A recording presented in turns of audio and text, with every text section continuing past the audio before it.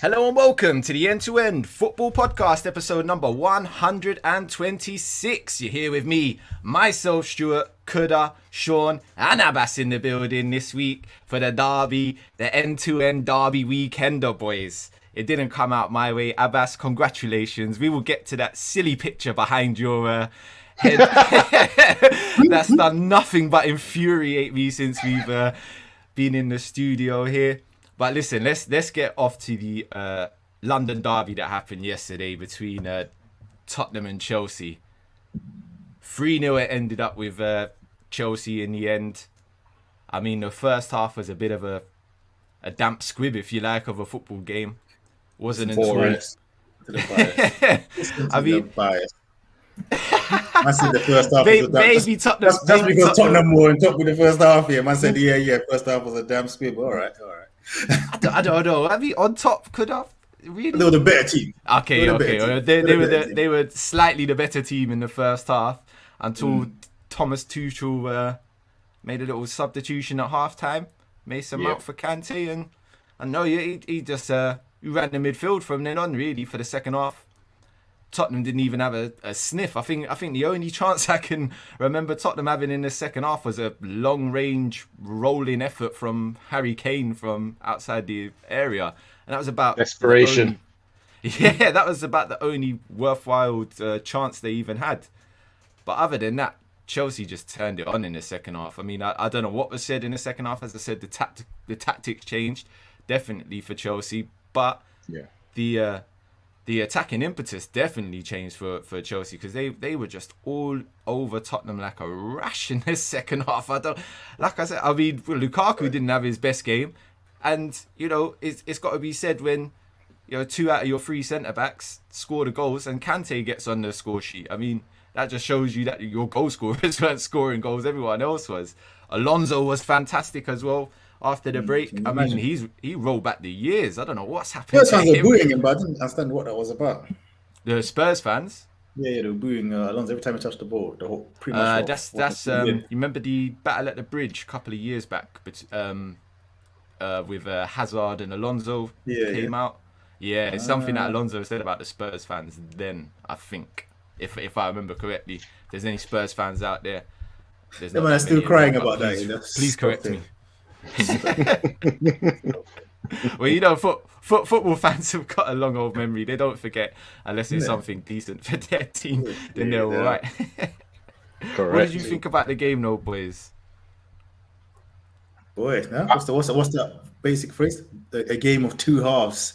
Definitely. You know what I mean? Because in that first half, they were like running around like headless chicken, Spurs pressing the 3 centre backs. You know what I mean? And Chelsea looked oddly rattled, in that first half. I don't know why, but Chelsea couldn't really do anything.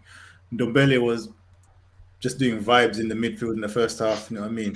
He was like, skilling up a few people, nice little pass, but, not really going anywhere. Skills up someone, turns back and passes it back to his centre-back anyway. He looked good, but it was mad pointless. You know what I mean? Kane, actually, I'll get on to Kane later on. We're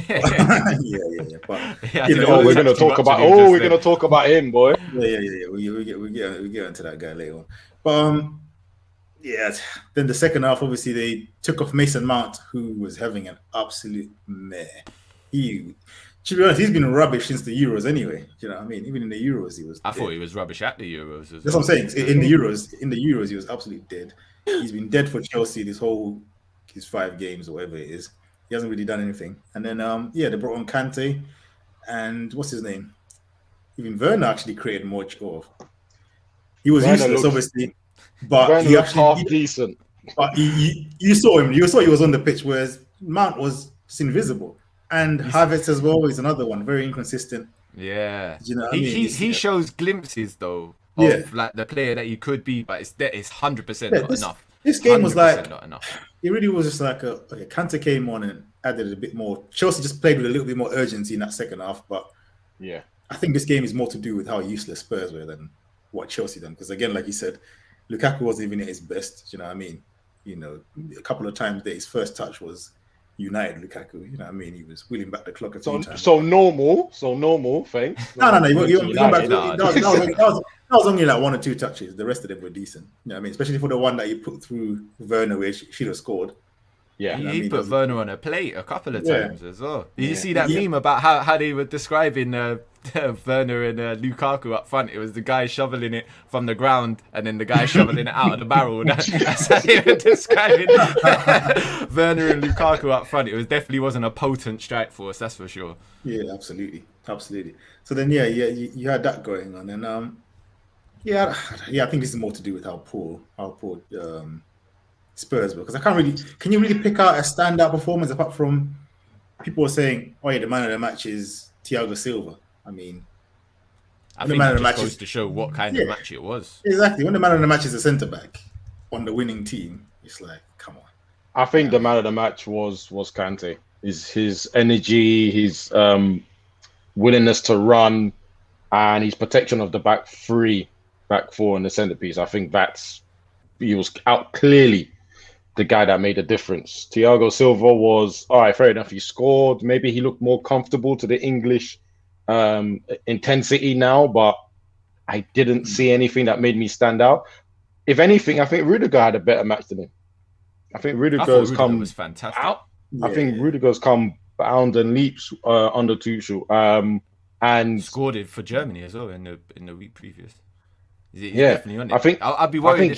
I'd be worried if I was a Chelsea fan that he hasn't signed a contract yet. Well, a lot of Chelsea fans don't want to give him a contract.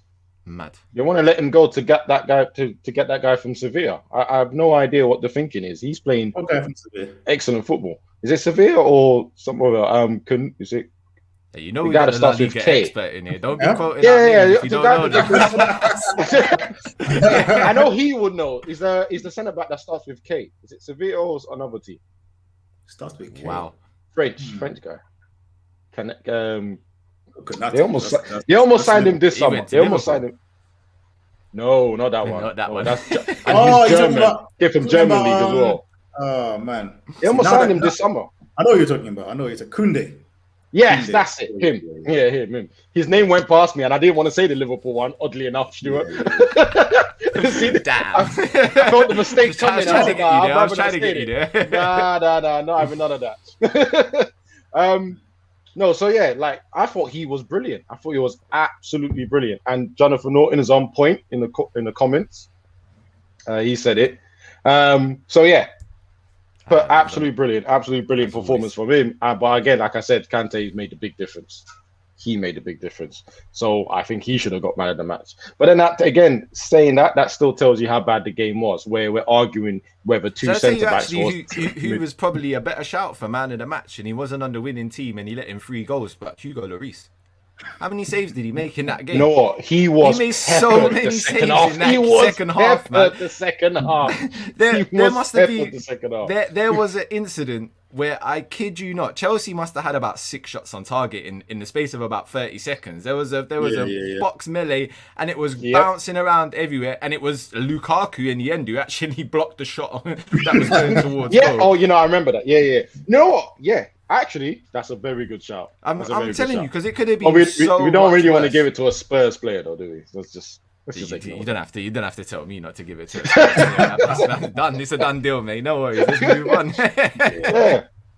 Now, talking of Spurs, quickly. I mean, you touched on it slightly earlier on. We wanted to talk a little bit about Kane. I mean. What's going on with Kane? What is happening with Kane? Not there let me just jump out there. If Kane was from Mali, and he was the same Kane, do you know what I mean? He wasn't a little English star boy. Do you know what I mean? England captain, all this kind of stuff. Yeah, they will be ripping him right now. Do you know what I mean? He tried to get him moved. He's not playing, you know what I mean? He's not showing any kind of passion. Even though I'll even come out and say I was wrong, because I thought his obsession with scoring goals and records and stuff would actually make him play. He would have the same kind of motivation, but he don't look interested. To me, anyway. He does not. He looks like, why am I here with these scrubs? We ain't about to win. He's looking nothing. around thinking that You know what I mean? exactly that. I don't want to be here anymore. I've got to do too much for you lot. That's why he was trying to assist everything. That's why he was trying to score everything. He's just And the trying to thing is- do it all. And then he needs to stop this. You are not Iniesta. Do you know what I mean? You're not Zidane. You know what I mean? You're not a midfielder. You're not Coutinho. I don't know who he thinks he is, bro. Why does he keep dropping deep, trying to do this, the Hollywood passes and all this kind of stuff? You're number 9, bro. But when he was doing this before, and I think a lot of people rated him for it. But I think now he's got to the point where he's getting, it's excessive, and he's being lazy in doing that sprint after he's done the midfield work and dropped it off to a midfielder. He's meant to turn and sprint, but I don't think he's doing that. Kane strikes me as someone that types Harry Kane on YouTube and watches his own highlights. Oh my god! Oh You know my what god! He strikes me as that kind of guy that will just that believes his own hype. You know what I mean? He was top. Was he top assister last season and top assist, top goal scorer, top goal scorer? Yeah. I think instead of playing naturally, I think he's just believing his own hype now. Do you know what I mean? He's overdoing it. Yes, he was doing that. No, he was doing that. You know, dropping deep and putting Son through and whatever. Yeah, but now it's like his average position on the pitch. I'm sure if you do a little heat map of him, he's in midfield. Yeah, he's in midfield. Yeah. He's right in the box. Like, you know, the game before the Palace game. Not to bring it back to that, but you know, what I mean, no touches in the box. What is he doing? Trying to be a midfielder. You know what I mean? And you're going back to collect the ball off the midfielders, and you've got no one to pass to in behind. that's the thing. That's the worst thing. Is that, mate, everyone's counting on you to be up there. So no good you swinging them balls when you're the only guy that's meant to be in there. Exactly. You had Lo Celso and all these guys here running around like headless chicken. Do you know what I mean? Doing God knows what here. Getting so close to the box, and he's behind them. Do you know what I mean? And they got no one in there. It's like, and then when he gets on the ball, like I said before, he doesn't really look interested anyway. He looks like I said, he don't want to be there. But it's funny how no one says nothing, innit? Do you know what I mean? None of the pundits say nothing. None of the commentators say nothing. Yeah, but let it be a foreign player. Roy Keane had a few things to say about him yesterday, though, on Sky. Yeah, Roy Keane put it. I mean, Roy Keane, because Roy Keane is just probably because he's Irish, isn't it? Yeah, you know what I mean. That's probably because he's Irish. You know what I mean? He's like, yo. He's not breaking. He's not buying into this hype. You know what I mean? Sean is having some technical difficulties right now. That is for sure. We apologize for that. We apologize for that, people. We will try and sort him out very, very soon. That's for sure. But yeah, I mean, is the jury out on this Nuno's Spurs then? I mean, because the jury was out before he even turned up because they wanted to get Conte. That didn't happen. They wanted to get some other guy that I can't even pronounce his name. They wanted to get, is it the Ajax manager? Oh no, who's Ten Hag, whatever. Some other guy, man. Yeah, that is some along there. How many flopped managers? Did they get? And the Spurs fans were getting gassed. Ooh, we might get Conte. Oh, we might get this guy. Oh, we might get that guy. Yeah, and then they end up with a guy that they didn't really want. Right. Yep. We also got to remember that Daniel Levy came up saying some nonsense about, oh yeah, we have to go back, to the old Spurs, attacking football, all that kind of stuff. And you sign this guy that's known for defensive football. Yeah, counter-attacking football. I mean, if you look at the Wolves team that came up from the Championship, that's how they built their record-breaking Championship team. Was counter-attacking This is a baby Mourinho, bro. Do you know what I mean? I was about to say that he's literally built in the frame of Mourinho, so I don't know what didn't he play under Mourinho? Didn't he play? I think he played under Mourinho at Porto. Second goalkeeper or something, wasn't he? Yeah. I say play. Okay, he was just there then. You know what I mean? He was just there then. But vibes, you know what I mean? Chilling, yeah. Yeah, he was doing our vibes. You know what I mean? Probably got a Champions League medal and that. But like the man's trying to play defensive football and you're conceding loads of goals and you're not scoring. It's just a mess. What is the point? Problem. What is the point, man? Correct. Yeah. For me, he's flying up there as in one of the first managers to be sacked this season. Yeah. Honestly, do you know what? I do think they'll keep him on for as long as possible, though, because right now Spurs just not in a position to be willingly sacking managers and hoping for. I don't actually know what they're hoping for. Right? I've never known what exactly they want. That's why I think his job is on the line because they ain't got a clue where they're going. It's a dangerous Yeah. scenario, man. When the team doesn't know what it's actually meant to be, then what are your targets? What are you gonna be? He'll Hitting? probably, he'll probably be sacked in March, and Dele Alli will be player manager. Do you know what I mean? Or, Oh my God. They'll bring back Ryan Mason. He done such a stand-up job last season. Why not? Ryan Mason, you know what I mean? Coming for the final. Oh, joke. Well, yeah, exactly. Exactly. They're an absolute mess here. But Chelsea again, you know, they're showing that kind of, you know, that kind of champions or they're showing that scary champions. Yeah, you know what I mean? Like, we're going to be champions of like I said England before, type of form. Even, you know, if you're the most biased Chelsea fan, you can't say that, yeah, that was one of our best performances. Do you know what I mean? They're still sort of just warming into it. But they never looked really like they were in trouble. Even not playing well. They weren't challenged. I'm sure it's hard. I'm sure Spurs fans would have looked at that team sheet and got a bit excited. You know what I mean? Because the midfield looked, on paper at least, a lot better than that nonsense they dished out. Anytime you don't see Kante on a Chelsea team sheet, you're probably slightly happy anyway. Very excited. You know what I mean? Very it's excited. a lot less energy in the midfield. You probably have about 2 more seconds longer on the ball than you would have been if he was there. So it must have been excited. Yeah, it's just, and the subs he makes as well makes Nuno. They don't make any sense, man.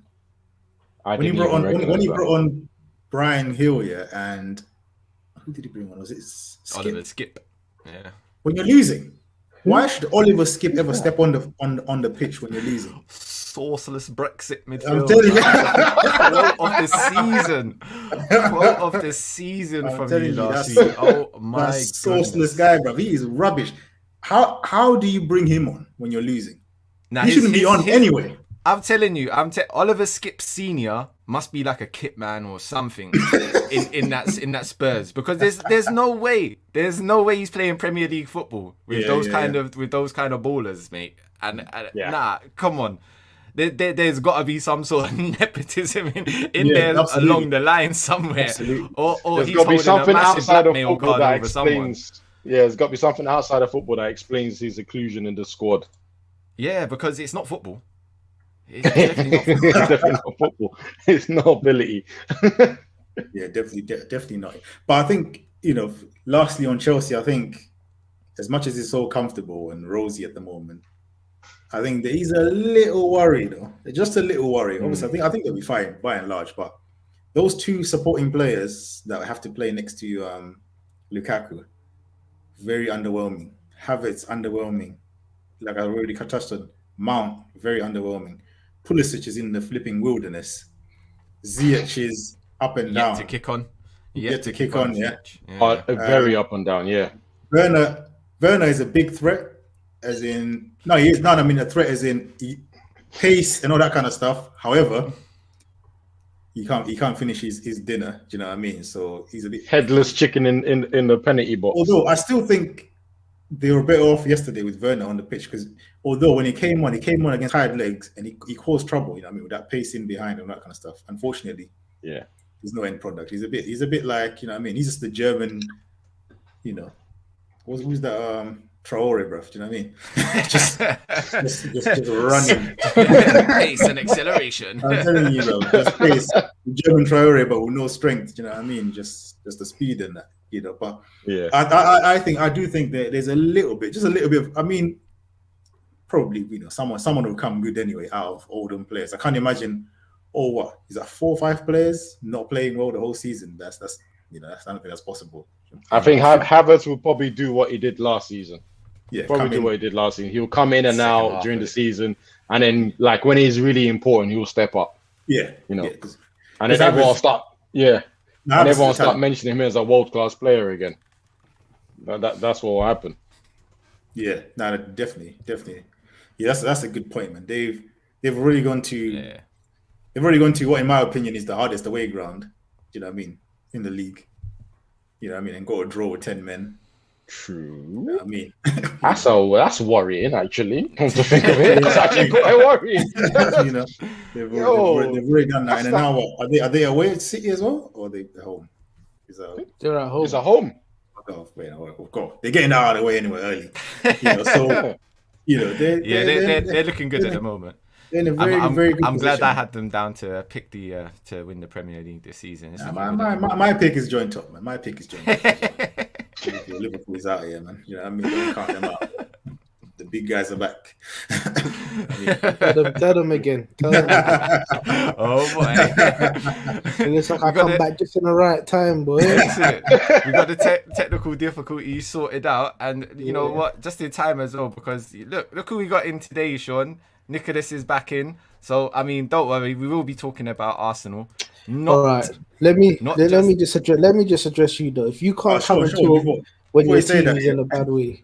Before you say that, everyone just drop the like, innit? Drop the like, man. When you're watching it, just drop the like. Oh yes, drop the like, hit the share button, notification, all that good stuff. Come on, help us out here. It's all good. Abbas, we've been way too friendly with each other so far today. You have a very provocative photo behind you. You obviously want to make some sort of statement about it. So, it was West Ham versus Man United. And you know what? You ended up winning 2-1. Let's hear your thoughts about. You know what? I'm only really happy about the scoreline because it's West Ham. If it was any other team, I might have been moaning a little bit more about the whole game, the tactics, and the rest of that. But I'm just going to enjoy the fact that we won, and it came to a calamity end that ended with this photo over here. Because you just got to enjoy it. I know, Stuart. You see, that's why I'm enjoying this week. It's no other reason. The 3 points. There's obviously you've mentioned in the group that you've heard someone's name ring so many times this week. I knew it was going to happen. Score. I said it in the video last week as well, the prediction video. I knew he was going to score. And what was my reaction in the last prediction video? I sat here and think this is going to be a bittersweet situation if he scores the winning goal, because I'm going to happy that he scores the winning goal, but he's him scoring. Firstly, and I didn't even want him in the team. So I got actually, my first things about Jesse, and the goal. First of all, brilliant goal, superb finish. Yes. The thing I will have against it is the defenders. Come on, boys. You've been training with this fella since the end of last season. How can you not know he wanted to cut inside and bend it into the top corner? Stop that. You can see it. It's obvious. Oh, my goodness. But thankfully, because you know what? I thought that he would have done like a little cheeky dance, a little hammer symbol. He respects you guys. Very respectful. What I don't like, again, very respectful in football. I love respect in football, But what I don't like, is when a player has come here on loan and then gone back to his parent club, he then gets substituted on, and the home fans are giving him a standing elevation. Hold on, he doesn't play for you, mate. Don't give him a standing elevation. What's the matter with you? Are you crazy? Winds me up. Are you serious? I couldn't believe it. West Ham fans standing applauding a Man United fan. No, that doesn't. No, what are you doing? Yeah. Disgrace. Yeah. Disgrace. Because they knew something magical was about to happen, Stu. That's why. Oh, God. Did you see Ronaldo? Ronaldo and Ronaldo and Bruno forcing him to celebrate. Yeah. They were trying so hard to get him to celebrate. He was like, "Nah, I know these fans. They'll be outside." He's already had one run-in with the West Ham fans. He knew what that was like on social media. No, you know what? That's for sure. You know what? As for the game itself, I think it was very close. Would I say you deserve a point? We definitely deserve the draw. Don't say I'm going to be me and say no, you didn't. I think we're always going to win, but that's just me being me. I got to talk about the penalties. No, that's definitely. I've got to talk about the penalties. I think we should have had 2 penalties each. I think the 2 on Ronaldo's were definitely penalties. One for them were contact. No. Both were contact. No. Both were contact. No. Both were contact. No. I kind of predicted that this was going to happen. I haven't actually said anything. I just said you didn't deserve two penalties. I said you should have got one. Should have got one penalty. And I actually, and even I had to watch the video 5 times. But even I have to ask, what the hell was Wan-Bissaka doing? that one on Souček. That's a stonewall penalty. I don't even know why VAR hasn't called anything back up for that. I can't understand that for one bit. Yep. And then we get that out of there. Then you had Ronaldo's first one because he had 3 shots in the game. when he was up against Kufel. When his knees, when the knee connected when to his knee. Ronaldo moved his whole leg to clash with the defender to fall over. Mate, this ain't the Italian league, my friend. This ain't the Italian league. Our refs ain't falling for that. That's nonsense. We're not having that. Jonathan saying, hell no. Exactly. There we go. I was ignoring that. I was going to ignore that. Just fully going to ignore that. No, but okay, that one. The second shout that they were saying was when Cresswell pulled him back. That was never a foul. And then that one. And then the third one, I'm struggling hard to defend my guy, but Ronaldo was already on the way down before any sort of contact. That one was clear. I think for me that one was clear. The last one I would say, that was probably a penalty. But that's true. That is true. When you dived, the VAR was absolute shambles in this match. It has to be said. 100%. Disgrace. No, I think the reason why Ronaldo didn't get that last one is because of the antics of the first couple. Do you know what I mean? The ref had it in his head already that you know what I mean? It's very likely. Because for me, that last one was a penalty. But once you dive twice already in the match, you're making it harder. No. Wait. That's mine. You did dive. Yes, he dived twice. The one with Cresswell, I said he fell down way too easy. The other one. What is that then? What was that? He fell down too easy. Falling down easily means there was contact, but you've made a meal out of it. That's not diving. Diving is there is no contact. Get out of here, man. Right? I always knew he was a wild guy, but you just about proving it every single week, bro. You're crazy. Apparently. Thank you. Yeah, that's what you get. That's what you get for interrupting the comments. It gets slide down. Nah, we're not listening to that. Ronaldo dived all over the place. It was shocking. Like I said, this isn't Serie A anymore, mate. Our refs aren't that gullible to be falling for those tactics there. The last one, like could have said, by the time that had come around, his sort of get out of jail free cards have already gone out the window because you died around too many times, fella. It's done. Definitely no dives. Definitely no dives. But then the penalty that was actually given. I know you weren't even happy with that. Nope, I wasn't. I thought it was too close. That was blatant. I thought it was too close. Must be a penalty. It's less than 5 yards. It's less than 5 yards. Yeah, but it's on the way out here, big man. It's on the way out here. I was trying to say that. Fair enough. He's a goalkeeper out here, but it is almost a natural position for a defender trying to close the court. It's unnatural to have your hand behind here. That's what that was, man. That was a save. This is unnatural. But why do you think anyone who's played football knows this is unnatural? Put your hand. Yeah, but why do players do that though? All players put their hands. All players are blocking now with hands behind their They're trying to learn how to do it now. Tell him again. Everybody else knows except for this man here. So the fact that Luke Shaw hasn't learned it means he gave away the penalty. Well, I'm gonna follow rules are rules. I saw it. I said that's gonna be given. Not particularly what I would score, but fine. Now comes the shambles, the best part of the game. It's diabolical. Do you want to explain it or should I go through it? But I don't get it though. I don't get the reasoning. I do not understand the reasoning behind it. I'll just cut over it, I'm sure. You know what I mean? Even if you let me go, I was just gonna talk anyway. Mate. I'll be saving this. But I just don't get it. I don't get the decisioning behind it. Yes, Mark Noble, fantastic penalty taker. Brilliant.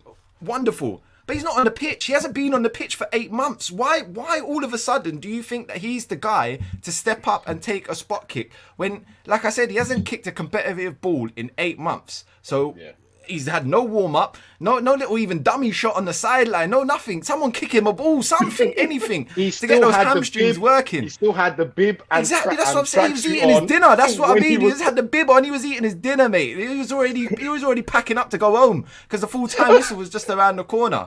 I mean, that is the disgrace. I mean, how much confidence do you have in the 11 players on the pitch already for them not to be able, professional football players, for not to be able to take a free shot at goal from 12 yards out and just think, you know what, maybe we'll do it. Rice, what's wrong with Rice? He's an international footballer. Yeah. God, and I don't think he's realised. De Gea doesn't save a lot of penalties. De Gea doesn't save a lot of penalties. You might as well have given it to Rice. I don't care if De Gea doesn't save a lot of penalties. He saved this one, Abbas, and that was important. He saved this one. You know what I mean? It's like saying Mark Noble scored his last 10, but he missed this one. Yeah. I'm sure I saw a stat that said that he's only saved 4 in 8 years or something. Yeah, it's horrible. And you know what? The other one made me worse. Once I saw he saved it, right? I said, let me look at the replay because De Gea doesn't save penalties. That must have been awful. And then we see that it was right here. I don't even know why De Gea dived for it. Let me answer Jonathan's question there. He said, if Noble don't take it and he missed, would you be saying that he should have been brought on? Let me tell you something. That didn't even enter my mind bringing on Noble. I saw Declan Rice pick up the ball saying, yes, come on, Ricey boy, hit it. You know what I mean? Then all of a sudden I'm seeing Mark Noble come on and I was like, oh, okay, Mark Noble's coming on to take the penalty. You know what? I can't lie. I was listen, Abbas. Yeah, put the slideshow away. You go to the gulag real soon, my friend. I'm telling you. But listen, when I saw Mark Noble come on, I was like, oh yeah, Mark Noble's coming on. I know he's got a good penalty inside of him. No problem with that. But, you know, he missed. That's the fact of the matter. He missed. If you don't make the substitution and say Declan Rice takes the penalty, he takes the penalty and misses. Who talks about it? No one. West Ham miss a penalty at the last minute of the game. Okay. You know, no. West Ham tried to be super tactical genius. David Moyes, absolute fantastic. Bring on wonder kid penalty taker and miss. You made the headlines. You made the headlines for everybody. It's stupid. Ridiculous. And I'll tell you what, if you don't have faith in those players taking penalties, Moisey, mate, take them down to the training ground, to Chadwell Heath, today, tomorrow, and start taking penalties with every single member of the squad. Because if no one in that football team can take a penalty other than Mark Noble, what is going on? What are you doing? Are you serious? This abysmal. I'm absolutely fuming. Foaming at the mouth. Oh my goodness. Let me take a sip, man. Yeah, how your guys' weekend been? All right. Yeah. Oh my days. Hey, what are you saying, Abbas? Are you going to finally admit that Ollie's a tactical genius? What? Behave. Hey, you done two subs. Game. No. Matic with the assist and Lingard with the beautiful finish. With the winning goal. You know what I mean? Took off that useless. Hey, I tell you what. He took off that useless Pogba. Do you know what I mean? Because he wasn't doing nothing. Do you know what I mean? Kept on world class Fred and McTominay. Do you know what I mean? To run that midfield properly. I can tell you this. I'm not biting on this. This is not the hill I'll be dying on this season. Absolutely not. You know why he's not doing that? He's having flashbacks of midweek with the young boys. That's what it was. Yes, good. I mean, this is Premier League football. We don't need to talk about your Champions League. We'll burst some bubbles, mate. We'll burst some bubbles. You know my favorite moment? I'm Tell him again, Sean. Yeah, I'm just trying to clarify why you don't think he's a tactical genius. Maybe because no. This is a marathon. It's a good point. This is a marathon, so I'm not worried. He's gonna get some right. He's gonna get some wrong. All I care is about the end result. So he That's was the end of the season. Spot on with his tactics on. Listen, it's really hard to argue against him.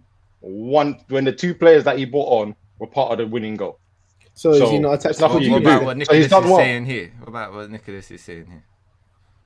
But that's nonsense because Pogba on the left in 2 games gave us 5 assists. So that's an Arsenal man talking for you. What does he know about good football? Yeah, man, move. Yeah, move, man. Wow. Anyway. What are you saying? He's only back because Arsenal finally won? Martin. he had to make sure two wins on the trot first before he come back. 2-1-0 scorelines, and I was come back with a bare fire. You know what? My favorite moment of that match, was the Ronaldo stepovers. Oh no. Yo, them should be illegal, bro. Because Zuma looked at him like a big man. Zuma looked at him like, you know what? I'm gonna respect you because of who you are. CR7. I'll dock my cap to you, my friend. I'm gonna respectfully not clatter you right now, but just stop it. Just pass to the side like you did anyway. Yo. That man is absolutely useless apart from not tapping the ball in, bro. He adds zilch to the build-up play. He does. What does he do? No. To be fair, he's got older. He's a finisher. His passing is very, very, very, very. Let me add one more. Very average. Yeah. It's a lot of varies. Always a lot of varies still. Incredible movement. He's so in amount of varies, but it's cool. Yeah. incredible. Okay, we got incredible movement. Yeah. Excellent fitness rate. Finishing with everything, left foot, right foot, heading. Yeah. Which is all you need to score goals. So obviously he's going to score goals if you guys create the chances for him. But 4 goals in 3 games. Yeah, exactly. All poacher type goals. You know what I mean? Aside maybe from the Newcastle one. The Newcastle ones. Yeah, that's the second one. Yeah. Mm-hmm. But I'm already seeing a thing where probably some of your other players are not going to score as much. Because he's on there. Yeah. It's true. No. Let me land the plane. Let me land the plane, yeah. For this Ronaldo thing, yeah. Yeah. So your other players are not going to score. Even Bruno is not going to score as much. He's probably going to just do more assists now. Because Ronaldo's on the pitch. And off the ball, you lot are playing with 10 men. When he comes back to do the left back thing or right back thing that he was doing, yeah, you might as well not bother because you just give away penalties and free kicks, bro. Do you know what I mean? Allow it. Yeah, he did give away a free kick when he done that. Yeah, and this is also exactly. And this is why it should have got hooked off earlier against young boys as well, because you lot were playing with 9 men, not 10. Do you know what I mean? Because he was just nowhere to be seen. It's going to be a problem. He's going to score goals, but overall for your team, it's going to be a problem. You know what? That was my fear of signing him in the first place. But obviously, I'm going to put that in the back of my head. Because there is a little bit of... You was doing Viva Ronaldo. What's about fear, blood? No fear, man. He's in the double, man. Champions League's coming home. Premier League's coming home. It's all sorted. It's all rosy. But, there is a bit of... What I'm worried about is, especially with a lot of our players being young, especially attacking players being younger, they're all going to try and do this before I think about shooting, except for Greenwood, obviously, because Gunwood always pulls the trigger. And... most players are going to look for Ronaldo first, even if they think they're in a better position or they can do something in the position they're in. It's going to take a strong manager to get the team to stop doing that. And I did find that there was a lot of times where, let's say Greenwood had it on the right wing, Ronaldo was hiding the back post on the left wing and telling whoever was left wing, you go in the middle, you be the distraction, you make a run and get those guys, and then I'll sneak in from the back. And there's going to be a lot of that. But then that's why he's going to get the goals. And as long as he gets the goals to help us win, end of the season, no one's going to complain. But I don't think he's going to help you, though. This is a perfect evolution. Hey, you're not wrong. You're not wrong. This...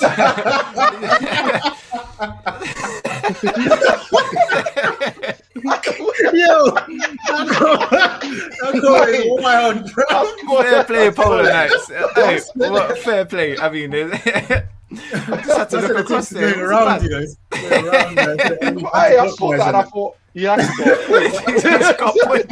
he's got a point. Oh, blimey. I've lost where I was in that now, boy. But yeah, in terms of our style of play, there's going to be a lot of it's going to be Ronaldo-centric based.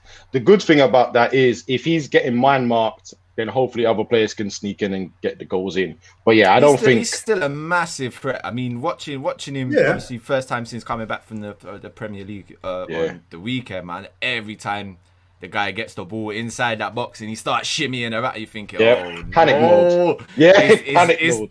It's danger time, so definitely defenses are going to feel that. I mean, that's one of West Ham's strongest points is the defense. I think we have strong. My thing is, speaking of the defense, the United defense doesn't fill me with that kind of confidence. Nah, if it's so weird because I'm Ronaldo. If Ronaldo was playing for Chelsea, for example, and I'll say, he's going to score goals. Chelsea could probably win 1-0 next 10 games, You better United, but United, I don't know about that, boy. Do you know what I mean? So as much as the Ronaldo is going to get his goals, you're still going to concede because the defense is funny. And it's not about the defenders because it's your midfield. Oh, your okay. Your midfield off the ball. But that's what it's about. It doesn't matter if you could have Maldini and Nesta there. They're always getting challenged one-on-one. Do you know what I mean? What's the point? Yeah. Yeah, I mean, if your whole team doesn't have that defensive shape or defensive discipline, you're going to That's literally what I was about to say. I was like, I'm not worried about my back four. I'm worried about the midfield. That's always been my problem. And I think I said it in previous shows, that's probably going to be what makes and breaks us, that midfield. And I mean, I don't know, but someone's got to save Ollie from the clutches of McFred in centre mid. Someone's got to save him. Someone's got to give Why him you put Mook information. in there, man? Just put Fred in there, bro. There's No. no. He deserves to be put in there He too. bossed the midfield the whole game. What are you There's talking about? nothing world class about him. I'm sick of you putting this narrative out there on the internet. Stop it. Stop it. Those two are the same except for physicality, man. Driving me nuts. But yeah, man, listen, job well done. We'll just take the 3 points and we move on to the next one and enjoy it. I'm going to job well enjoy it because of your reaction. I'm going to clip that. That was exciting. Thank you, Stuart. I'm just looking at that photo there. Yeah, you got behind you, and you can see Mark Noble's eyes, man. He knows. Other way, he knows he's missed that. He knows he's missed that. Look, the hair got that covered. Mark Noble knows. That's not it. Oh no. And Declan Rice is behind him saying, "I told you I should have taken it." Why didn't I take it? Bro, why didn't you just? Why did you come off the bench, mate? I had this. I told you I had this. No. Right, let's. Oh, I'm done with this game. Let's get off this blasted game, please. Go back to normal. Good. I can feel like the rage just seep away from me now. So yeah, let's settle it off because we got probably not the most popular teams in the Premier League next. That's for sure. But definitely a talking point or two in this game. Wolves versus Brentford, 2-0 victory to Brentford, and boy oh boy. And you know what? I'm gonna start with the positives. Actually, I'm not gonna go with the negatives because I've been bigging up this guy ever since he was in the Championship. Moved from Peterborough to Brentford, and as I told you, my friend. Oh mate, I wanted Brentford not to get in the Premier League just so we could try and poach him in the summer because he's fantastic, and it looks like now steadily he's starting to just acclimatise to the Premier League. Big, physical, powerful centre forward that Ivan Toney is, and if he stepped up to take a penalty yesterday, he definitely ain't missing because he is a fantastic spot kicker. He has scored 28 in 28 for Brentford. He don't miss. One step penalty he takes as well. A one-step penalty.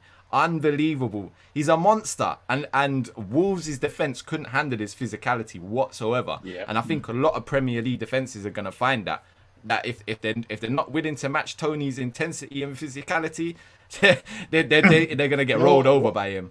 What I like about him is his air of confidence that he has now.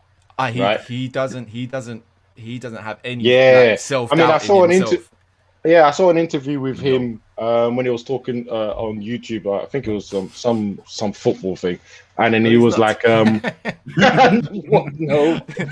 for that, Jonathan. Just no need for that." But yeah, there was some confidence about him when he was talking about the Arsenal game and saying that no, I didn't want it. He felt like it was easy. This is not the same Arsenal. And then even today's the game against Wolves, it's the way he was just walking around. He was confident. He said, "If I'm gonna run with this, you're not gonna get the ball off me." I don't know where he's got this from, and he's a That's unit. How he played in the Championship. He's a unit. Mate, he's 6'5". He's massive. He's huge. He's huge. A unit, right? There was a run he made where the centre-back, I think one of the centre-backs slid. He actually got the ball. But I think he was fear because he just gave the ball back to him and he just kept running. He was just jogging with it like, all right, I'll take that. There's something about him. He looks good, man. He's a bully, man. Good. He's a bully on the ball. Yeah. He certainly is a bully on the ball. That's for sure. That's for sure. It's a sad thing to say as well. It's 9 o'clock. Thank you. That's just, thank you for letting me know. The Wolves striker, he used to be a bad injury he got. Let's not take that away from him. Whatever must have happened, psychologically, everything like that, as well as the physical side of fracturing your skull, going up for headers or whatnot. And he's lost that, and you saw that the frustration when he went up for the header and he headed it, and the ball didn't bounce off of the head guard like he expected it to, and he just threw it off in the end. I'm not wearing that no more. I mean, that's a good sign, but be safer as well. Raul Jimenez, don't be taking it off too prematurely because Peter Cech played with that for the rest of his days while he played on the football pitch. So You know, in the same sort of injury. So you got to be careful with that. But that's definitely the type of striker that Wolves are missing this season. Lackluster this season, Wolves, yet to get going. Maybe Nuno was a stroke of genius leaving for Spurs because he saw what was coming. Maybe the downfall. Yeah, but I think if he had stayed there, they wouldn't be in the position they were in. Quite possibly. They're looking maybe at their debts right now. As far as he can without, proper investment or whatnot. I think it's more the owners that wanted to change of direction. And boy, have you got it now, boy? Yeah, got all the attacking football without goals. Yeah, yeah, that's it. That's brilliant. Bring that's like football with no goals. That's Traore summed up, though, isn't it? Do you know what I mean? Yeah, rugby player on the pitch, running around, pissing people up, running past players. You know what I mean? Crossing the ball to nobody. Why is every one of his crosses always over here? If you're the left wing back or left wing or whatever they play, you should just be your feet should be on the chalk because the ball is gonna get overhit to the other side. Watch Traore every time cross, he's always overhit to the other side every time. They might just have a guy just there permanently that can actually cross. You know what I mean, once he's done his business. You know what I mean? And the way he shoots as well, I don't think he's looking for any direction whatsoever. It's pure power. But it's like the manager's not watching the game and think, I need to actually give you some big bad boy training on how to cross. I don't know. Yep. If you're not gonna manage him, you're in problems. Speaking of management, I don't know if whoever's got their soundtrack ready, because that Bruno we got technical difficulties today. You know what I mean? Man, like Bruno Lage, I mean, utterly useless. And my biggest thing with this game, as far as the manager is concerned, obviously the manager, you can't tell Traore how to finish. Do you know what I mean? I'm pretty sure Traore is what Traore is always going to be. He's not going to turn into anything else that is. But obviously they can't do without him, so he must play. So we know what it is. But to play against 10 men for what was that? 25 minutes? Something. Yeah, half hour, 25 minutes. Yeah. You know what I mean? And not really trouble them. You know what I mean? They were already 2-0 down at that point, I think. And to not even get one back to at least make it interesting for the last, you know what I mean? Newly promoted side as well. Let's not forget Brentford. Exactly. A newly promoted side, and Wolves are supposed to be the sort of mid-table mainstay teams in the league. Do you get what I mean? They just look dreadful. They look dreadful. You know what I mean? The sort of defensive solidity that, the guy we were criticizing earlier in the stream has been supplying, you know what I mean? Nuno is completely sort of vanished, isn't it? Yeah. 100%. You know what I mean? 100%. It's completely evaporated. It's completely evaporated, and you know what I mean. They're just sort of flattering to deceive in every game. And like I said, it's for me. It's the 25 or whatever to half an hour sort of playing against 10 men and doing nothing with it. I think you got to put that on the manager as well. You got to change something. You know what I mean? Yeah. So Bruno Lage, where they're getting this week's L away.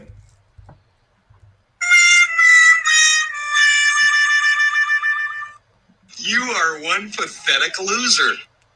Oh, you went straight in. You didn't give me an epic fail, boy. So no epic fail, no nothing. There you go. Yeah, straight in, boy. You know what I mean? And then what? Same game, innit? Or other L for the week as well. The player, Marcel. I mean, this guy, he just disgusted me as I was watching this game. Honestly, I was disgusted that this game was the early kickoff, innit? It was a 12:30 Saturday kickoff. That already annoyed me. You know what I mean? That already annoyed me that it was this game that was that. Yeah? So I was just like, you know what, he's here, so let me just watch it anyway. Might as well. So I watched it and I was like, it's actually quite decent, you know what I mean? It was a good game, actually. To be fair, anytime Traore is on the pitch, you're going to be entertained anyway with him running around. You know what I mean? Running around, past people, bullying people, all that kind of stuff. You know what I mean? So there's always that kind of entertainment. But Marcel, he played left wing back for the first half. Yeah. He was useless. Crossfield balls he couldn't control. Do you know what I mean? As a wing back, that's your bread and butter. How many times a midfielders or whoever is hitting a ball across to the other side? Do you know what I mean? Yeah. Because you're in space. This is what you should be doing. He failed to do that on numerous occasions. His passing, horrible. His positioning was absolutely dreadful for the second goal that they scored. Oh, Yeah. Yes, yes, yes, Yeah, yes. his positioning was terrible for that as well. Yeah, it wasn't complete. The fault wasn't completely him, but he lost his Just man. didn't help. yeah. He lost his man that wanted to tap it in. Yeah, Certainly contributed to it. exactly. Do you know what I Yep. mean? His passing was dreadful. You know what I mean? He was basically just putting his players, and even when he got the passes off, it was one of them sort of soggy passes that puts the next player under pressure. Just a useless Hospital performance. balls. Yeah, exactly. Hospital balls, yeah. And then we go to the piece de resistance, yeah. The rugby tackle, you know what I mean? You know, you must see his team at Traore and think, yeah, this is a rugby team. You know what I mean? You know what I mean? He must be like, yeah, this must be a rugby team. Because what was that? Didn't he have another tackle that he got away with? About Yes, 5 the minutes. About 5 minutes prior. He to done it the that. first time. The referee warned him. I think the referee even warned him before he done it the first time. So that makes it even worse. And I think gave him a little warning afterwards and said, like, I saw you, I'm looking at you. And then after less than 5 minutes, he does it again. It was the And very what next gets corner. me- Whatever corner came Yeah. after that corner, he done it again. what gets And me gave is- him a penalty. He's doing all that, and he's still getting bullied whilst trying to hold it. That's what's getting me mad. You're holding a guy, and the guy is doing all this and moving you out the way. Still, yeah. I don't know what he was doing. I think he watched the MMA fight, or he was training for it with Bouncer. He definitely took some bouncer away. That was definitely the bouncer tactic way. But yeah, definitely this week's L Marcel. I don't know what his first name is, but you played two positions, left back and left wing back, and you were equally terrible in both of them. Gave away a penalty and arguably a fault for even the second goal. So you arguably a fault for the two goals, and you were useless the whole game. So Marcel, you got this week's player L. Hold that.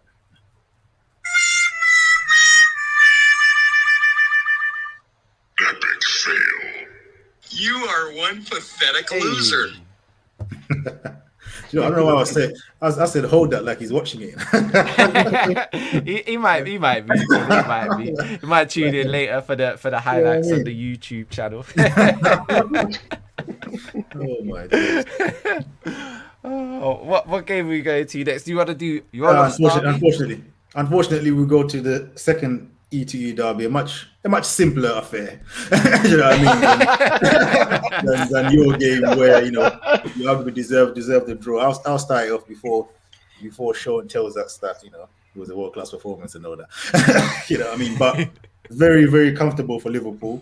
But oddly enough, I wasn't too upset with the performance from a Palace perspective because, I mean, the Chelsea performance where they beat us 2-0 was a lot worse than this 3-0 that we suffered here at Anfield. Yeah, number one again is like I said, the toughest away ground in the league. We conceded 3 goals from 3 set pieces. Very poor sort of defending in open play. I think we're fairly comfortable. Had a little half chances, didn't really do much, but I wouldn't say it was a 3-0. Even Klopp himself said it was. Klopp himself said it, Sean. So yeah, don't even. Yeah, I'm quoting your manager. Yeah, I'm quoting your manager. Your manager himself said it. Yeah, you can rewind. He's being nice. No. He's the same Pep. If he was Pep, then I know it. Yeah, Pep. That's a Pep lie. Pep is a liar. Bro. He told you that you played fantastic in a 7-0 drubbing. You know what I mean? But yeah, like I said, Liverpool were very comfortable. They're always going to win the game anyway. Mane always scores against us, so you know what I mean. So it's guaranteed 1 goal. You know what I mean when you play Liverpool. So that's why I predicted a 1-1. They're hopeful 1-1, obviously. But yeah, Liverpool are fairly comfortable, and goal of the game was definitely Keita, boy. Do you know what I mean? Someone must always score a fantastic goal against Crystal Palace every season. There's always a goal of the season contender against Palace. Do you know what I mean? If not like 3 or 4 is the average. Do you get what I mean? Like it's just absolutely annoying. But yeah, it's a disappointing result, but nothing to be. I'm not gonna lie, his celebration tickled me a little bit. The celebration was funny because he was moving like he scores them every day on a regular basis. He's just like, I does this. You know what I mean? Don't worry, he's getting ready to lie it up me. Oh yeah, all right, all right. But yeah, no, he was very, very comfortable, very comfortable. I mean, they had what's his name, Milner playing right back. Yeah, he had Zaha on lock. So I was quiet, but this wasn't Emerson Emerson Royale that he was twisting up last week. You know what I mean? So he was, they locked it down nicely. I was very irritated to see Benteke still on the pitch. You know what I mean? Starting the game, that annoyed me. But I'll leave it. I don't know if he's trying to slowly bed him in, but bro, he scored 2 goals in it. Just play the man. You know what I mean? It's one of them games where decision. I don't like it when managers do that, man. It's such a throwaway decision. No, do you know what annoys me? What annoys me about that thing? And it's inconsequential anyway because it doesn't deserve that blurry vision you got. It's not really of any consequence because I think they would have won anyway, whether it started or not. But it's just like, come on, man, give yourself the best chance. Do you know what I mean? Why are we playing with this guy? It's a handicap. Yeah, it's like, oh yeah, he's playing him there to hold up the ball, but like, okay, hold up the ball to do what? To give it to Ayew. Get out of it, man. You know what I mean? Like, hold up the ball against what? Our 2 centre backs. You know what I mean? It's okay, all right. All right, you're getting a bit too cocky there. Mate, this was standard procedure here. Too cocky there, but remember, I said it last week. I said it last week. 3-0, that's what it was gonna be. Bang to rights. What was the score? All right, 3-0. All right, yeah. Mm-hmm. Debut for Konate. Come on, looks solid. The internet's not liking you right now. Still, exactly. You know, like when a man say you look solid, you look solid against Benteke. Like, you know what I mean? I don't really know what you're actually saying there. Mate, he got a clean sheet, mate. That's all that. You played Milner at right back and he looked like a world beater. So I don't think it's really a game to say, yeah, man looks solid. You didn't need to bring out the top guns to play you, man. Exactly, but that goes against your own point though about how he looks solid. Yeah, but you had to give him a game to bed him in to see what he was like in the Premiership. And nah, bro, that's not a test, bro. He had no test today. We'll see what he still does next weekend. You won't play. All right. Well, even if he does, he made the debut, kept his clean sheet against your team. We're good out here, isn't it? Yeah. Your man did come on though. Edouard did come on, yeah. Yeah, he came on, had a little scuffed the shot that he should have scored. You know what I mean? Where was Konate there, but nowhere to be seen. You couldn't track his marker. He's done nothing. He done nothing. Fresh legs. You know what I mean? Fresh legs, the cross came in and he just touched it. All he's got is Alisson in front of him. Like, where was the defense then, boy? You know what I mean? First touch. As that scoreline says, it says 3-0. So don't worry with the defense, wasn't it? This game as well had the miss of the season on it as well. Yotta's miss was absolute. All right. That was shocking. I'm actually surprised how high it went over the bar from that far out. All right. If that was at Selhurst Park, that's on the South Circular Road, mate. I'm telling you, that was that far over. Nah, the miss was. You see, when I was watching the game, and I thought, especially him, I thought, yeah, that is going in. When he hit over, I was like, no, did my man just miss that? No, did my man just miss that? Oh my days. But like I said, we played well. I mean, yes, keeping up our place at the top of the table. Can I say that's all I can ask for, really. Cater, outstanding goal. Can I say I can't wait to play some of the other big boys because I want to see what they're saying. But yeah, let's go. Famous last words, way. Hey. Let's go. Yeah, I mean, for me, the game, like you said, it's 3-0 was slightly flattering towards Liverpool. I mean, given my prediction to the game, it definitely turned. it definitely turned my opinion on Crystal Palace. That's for sure. I mean, I've as you well know, agendas must agenda in this show here, so I will have to keep on backing the boys. But you gotta back your thing. But at the same time, you can't compare it to last season when they clapped us. What was it, 8 something or 9, whatever it was? Yeah, That was a demolish. Do you know what I mean? I didn't come on here and say, "Oh no, I didn't deserve 9." Nah, bro, they deserve to hold the 9. They were rubbish. This game, I'm like, yeah, it's 3-0, but it's like 3 set pieces. Poor marking. I mean, Ridderwold for the 2 goals. You should have closed down Keita. You know what I mean? To have just that free, fantastic goal, obviously, but you shouldn't be allowed to just whack the ball from there. Was he the same one that was marking Salah? Yes, same guy that lost Salah as well. And the other set, that's what I'm saying. It was very poor. Now, that's not to say that, oh yeah, if they defended the set pieces, they would have come away with a 0-0. Yeah, Liverpool would have probably scored somehow, some way. What I'm saying is 3-0. I don't think it was a 3-0 game, as Klopp himself agreed. Anyway, carry on. But you know what? You know what they say? You make mistakes, you get punished for them, innit? Yeah, of course. That's what I'm saying. But I'm talking about the performance. See, I'm not coming to Anfield thinking Crystal Palace is going to win or do anything. I have to look at that game as a measuring stick to say, okay, how dead is Crystal Palace? You know what I mean? If you slapped a 7-0, I'm like, all right, Stuart might be right with his, you know what I mean, relegation thing. You know what I mean? So I'm looking at that game thinking, okay, if we're playing the bit what I consider for me personally the best team in the league, I want to see how we play against them. So I'll look at it. Okay, we lost 3-0, 3 set pieces, but when I watched the game in open play, we wasn't like destroyed. So I'm like, oh no, you wasn't destroyed. I was in wasn't the game as well. Exactly. So as a Palace for looking at that game, I'm like, all right, do you know what I mean? It's not too bad. You know, that was away to Norwich. Lord have mercy. yeah, 100%. Yeah, no. Crystal Palace were in the game for large parts of it, and that scoreline flattered Liverpool in the end. But you know, he had a slight penalty shout as well, innit? Palace in the first half with the when the Greek boy took down Benteke, I think. No penalty. You know what? Yeah, it's Stuart. The only person that understands this on this podcast is Stuart, innit? Are we gonna get that at Anfield? Hell no. Hell no. There's nothing to discuss. There's nothing to discuss. I'm not even entertaining. You know what I mean? That's what I'm saying. I looked at it, I just thought, whatever, man. You know what I mean?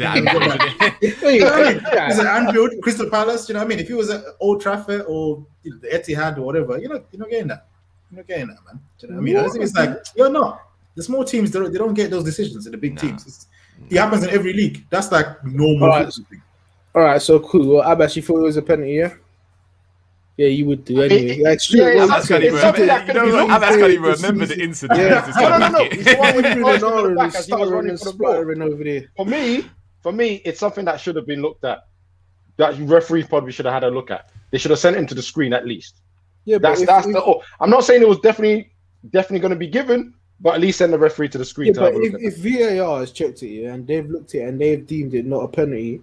If VAR are not too sure, they say to the referee, you go make the decision because it's looking a bit 50-50. So if they've looked at it and they say it's not a penalty, what's the referee going to go and look at? If they've we did say that VAR was awful this weekend. So it has been awful this weekend. I'm not going to debate that, but it wasn't given, innit? What can I do? Rules are rules, innit? No one's arguing about it being given or not. We're just saying, was it a penalty? And it's just a little debate. I think, a little debate. You know what I mean? I'm not even upset. I'm just saying.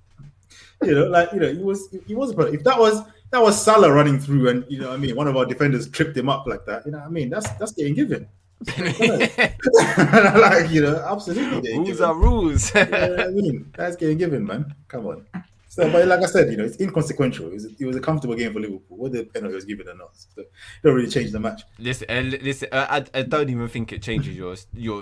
Don't take it as offensive because it's coming from me. Could have please. I don't even think it changes the direction of your season. To be honest with you, a loss at Anfield is not. You're not staring at that and the fixtures at the start of the season. Going, you must get points here. Big game, 3 points.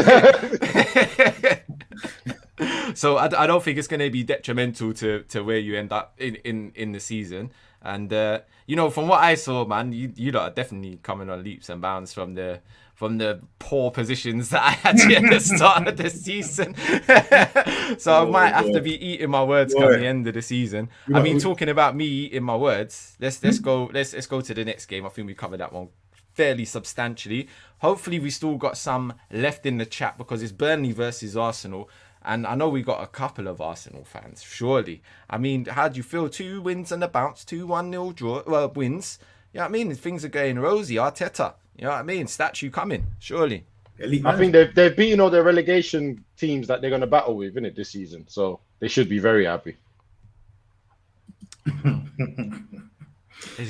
don't want to give them credit, no? Huh? You don't want to give us no credit. Oh. Now go on, hey, Mr. Ambassador, Arsenal ambassador. Come on. Arsenal, you know, they had a lot of their normal players. Decent sort of half decent players back. Partey's back. Gabriel is back, who hasn't. I don't think he's played any of the games this season. To be fair, he looks solid. You know, he looks solid, and Burnley were just crossing for fun. You know, what I mean, any time, you know, to put that ball in, and this is the kind of game where Arsenal just get, you know, bullied. Yeah, and guys, they're still there to be counted. Partey came back to help the defense. Yeah, you know,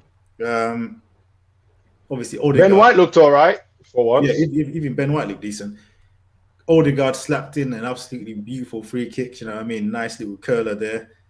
I mean, you know, in the position they're in, all they need is points on the table. Do you know what I mean? Definitely. I don't think right now is the time to be too fussed with how they get the points. Did you get what I mean? It's just like, let's get into a winning habit. You know? And that's what, I don't know why you laugh. It's very true. I'm just enjoying how far Arsenal are falling that we're saying, hey, they need all the points they can get. they just need to get early in the season. They need to get the winning, you know what I mean? Winning habit. You know what I mean? To some sort of degree anyway. You get what I mean? You know, but I mean they look a bit better with you know, with some of the normal players back, especially that new guy. Come on, man. See, I'm the only Arsenal ambassador here, you know. And there we go. We've got Arsenal fan there, Jonathan. Exactly. It's a tough ground, man. Do you know what I mean? The guys were slapping crosses like across a minute. I thought actually defensively Arsenal played very well. I thought Ramsdale deserves some credit. He come for some you know what? hard crosses. Good mention, because I actually respected after this game the way he was coming out for crosses, dealing with everything. I take nothing from nobody. He came out there and he dominated his own area. Also, the new right back that everyone laughed at. Do you know what I mean? He looks good. He looks good. Do you know what I mean? Yeah, he looked all right. He looks good, and he's actually been looking good for a while. I just haven't said nothing about it. The new right back they got, he looks good, and he looks a lot better than that Emerson Royale, who cost 12 million more than him. Do you know what I mean? he looks a lot better than that guy. You know what I mean? He bombs forward. Yeah, Tommy Yasu. Yeah, he bombs forward. Defensively, is decent, and because he's quite tall for a fullback as well. He's able to deal with the aerial threat, because Bellerin, that was just a write-off. You know what I mean? The ball goes to the far post. It's quite quick as well. Yeah, he's quite quick as well. You know what I mean? I think he's had a good start. You know what I mean? And Burnley, that's a proper Premier League. Do you know what I mean? Welcome to the Premier League games. You know what I mean? The Brexit football, yeah. You know what I mean? Long balls. You know, they're gonna get in your face and all that kind of stuff. But yeah, I thought Arsenal pretty decent. You know what I mean? Obviously, these are not big teams where you can really make a big assessment, but you know, it's just a slow step in the right direction. Players coming back to fitness. You know, it's for now anyway. It's a positive. I'm really surprised Nick is not going off in the comments right now. He's probably gone. He's left. He's probably gone. He left because he knew the Arsenal chat wasn't around the corner. I'm gone. See you later. But this moment, you know. There were a couple of other little points in the game. Odegaard's free kick goal. I mean, as much as the goal's good, and you saying Peach there, have a look at the Burnley wall though, my friend. It doesn't jump. The wall. You can't be in the wall and not jump.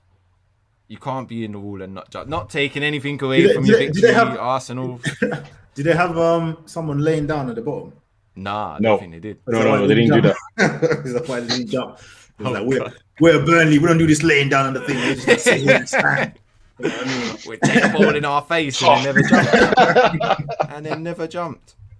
And the other incident, was the penalty shout, Vidra, Ramsdale. Oh yeah, but that was clean. That was. If VAR messed that up, they would be really having an absolutely terrible weekend if they messed that up. I think that was clear as day. Where does this leave Leno?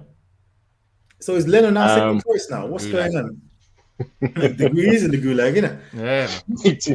yeah, he's resting up. I thought Ramsdale played that well, and he impressed me that much. To come out and claim those crosses like that for a goalkeeper is massive. Is He's massive. got 23, And, is it? yeah, I haven't Yeah, seen an 23, yeah. Arsenal goalkeeper do that since probably Jens Lehmann come out and take crosses the way he did the other day. I thought he was fantastic, to be honest with you. I don't want to take anything away from him, especially all of the stick. Yeah. Us here, me personally, gave Arsenal for signing Ramsdale. I thought, you know what, fair play to him, because He's proved to be a decent signing in terms of him being better than Leno. he's looking like an improvement to what they had in the sticks anyway, and that's saying something, because Leno wasn't, I wasn't looking at Leno thinking you're a massive problem in this football team, but it does look like an improvement. So Because this game is like almost like a lose-lose, isn't it? there you go. There's That Leno. there's a lot of people that probably thought that Burnley were going to beat Arsenal. You know what I mean? Coming to this game, so probably I did. Burnley probably beat Arsenal. But then when Arsenal win, it's like, we should beat Burnley anyway. So it's like you can't win. Nah, Do you get what I mean? True. It's like, we expect you to lose, but when you win now, it's on your Burnley. You know what I mean? It's like, come on. But they are in that rock and hard place sort of time as a club anyway, because they are a big club and they're in the position that they're in. They can't do anything but if they're damned if they do, damned if they don't. Basically, until they get up to where they perceive that they belong. Like, again, which who knows? is a very long way. Even with all the sort of players sort of back. I mean, it was a bit of a strange one, because they only had Partey as the only sort of defensive-ish midfield, isn't it? Yeah. Then you had Odegaard and... Because he kind of slapped all the players in there, innit? Yeah, Odegaard, Saka was on the pitch as well, wasn't he? Yeah, and I think what he tried to do was make sure that he had height in the centre of the Arsenal defence and a bit of the midfield, because there was a lot of time the ball was in air. Partey was actually the one challenging, and then Ben White could just clean up. And obviously, when it went to Gabriel is actually quite solid for an Arsenal centre back. Like he was dealing with everything. So I think he needed that security with Partey, and he actually, as you can see, he benefited them in this game. So I don't think he's going to play there forever, but maybe he does actually. Maybe he does. Don't know. Partey being the defensive mid. I don't think he stays there forever, because if I remember correctly, Atletico Madrid, he wasn't that disciplined. He was kind of box to box-ish. Yeah. So I wonder if he's maybe changing due to injuries. It's a Simeone team, so you know what I mean. You can't just go running off. That's a good point. So you gotta be disciplined anyway. Otherwise, you'll be hooked off that team real quick. Exactly. Simeone's got he's got that young Portuguese kid playing right back. Well, you know what I mean? I forgot his name now, but yeah, he's. I know it's the 110 million pound striker that he bought. Yeah. He's all doing up right back at the moment. So learn your trade. Then we'll see whether or not you're big enough to handle the big boys. We still got. Man, it's a very interesting contrast. When you think Arsenal have won these games 1-0 against Norwich and Burnley. Yeah, next week is London derby. Tottenham have lost 3-0 and going into a London derby. It's like football moves fast, isn't it? Because you look back a couple of weeks ago when Arsenal had lost every game, 0 points on the thing. Tottenham had won 1-0. Everything, yep. You know what I mean? Fast forward 2 weeks and it's like, hold on. Who's the favourites in this game now? Yeah, it's definitely come about full circle, and they're looking like a well matched side. It'd be a well matched game, that's for sure. I think that's going to be one hell of a boring game. I don't know, man. I think there's too much. It'll be 1-0. Whoever wins, it'll be 1-0. I think there's too much bad defending for it to be boring, man. You know what I mean? I think so too. I think so too. If any game's gonna be boring, it's gonna be Man City, Chelsea. I think that's gonna be the dead game. Probably. Yeah. Jonathan not feeling confident. What's going on, Jonathan? You got to back your boys in the North London derby. Surely you'd be wanting He'd be bailing for Tottenham's blood out there. They're definitely. Come on, I'm backing the Gunners. You know me anyway. I'll definitely back the Gunners to douse Spurs' flames. No problem. Was it? I know it was it Mourinho? I know it was definitely Arteta that was manager, and Arsenal were naturally struggling, and Spurs were meant to be on the up. And then Arsenal came in there and just got surprised they were 2-1. You know what I mean? So it's possible. And Spurs are not even in good form anyway. So, you know what I mean? Nah. It's possible, man. Where is this game anyway? Is it I don't even know. I don't even know. Jonathan, that's football, my friend. No matter what team it is. No matter what team it is. Never falls the way you want it. I mean, let's it's at Emirates. Okay, so it's a bit spicy. It's a bit spicy than 4. Who knows? We'll have to I think that would give Arsenal the edge, actually. Thinking about it, that would give Arsenal the edge at the Emirates. Yeah, man. What about the next game then? Let's move on to another game that piqued my interest over the weekend, and I didn't think it would actually. It was Aston Villa versus Everton. 3-0 victory for Villa. Did not see that scoreline.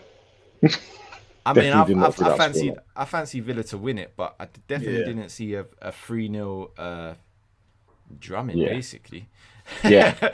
Everton are missing some big players at the moment. I mean, DCL up front is obviously a massive. Wait, when I heard the name Rondon, right? I paused for a minute. I said, wait, hold on.